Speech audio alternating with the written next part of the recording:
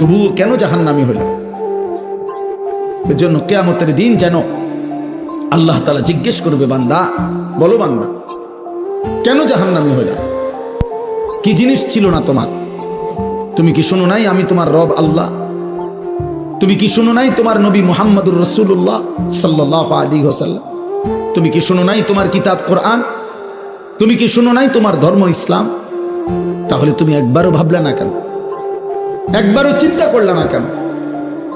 প্রিয় ভাই, প্রিয় ছেলেরা, তোমরা ছোট না। 14 বছর 16 বছর বাবা ছোট না। 16 বছরের সাহাবী যুদ্ধের সেনাপতি ছিলেন।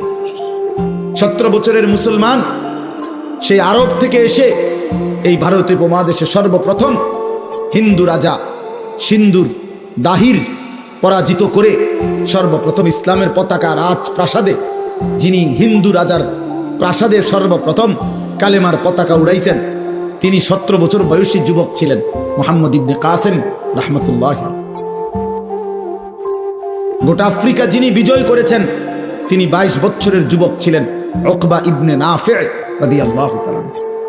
তোমরা ছোট না। তোমরা ভাবতেছো তোমরা এখনো বাচ্চা না, বা বাচ্চা না। বাচ্চা হলে এত দুষ্টামি, এত গুনাহ। তুমি যদি ছোটই হও, 16 বছর বয়সেও ছোটই হও, এত নারী দেখো কেন বাপ? ছোট মানুষ এত উলঙ্গ ছবি দেখে? ছোট মানুষ এত নর্তকী দেখে? ছোট মানুষ এত নাচ গান দেখে? তুমি তো অসভ্য। এত কম বয়সে যে এত বেশি মোবাইলে নারী ছবি অশ্লীল দৃশ্য দেখো, তুমি তো লম্পট, চরিত্রহীন, তুমি তো অসভ্য, তুমি তো বেহায়া, নির্লজ্জ।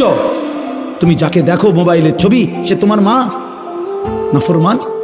বলো একটা ছেলে, বলো তোমার মাকে দেখো।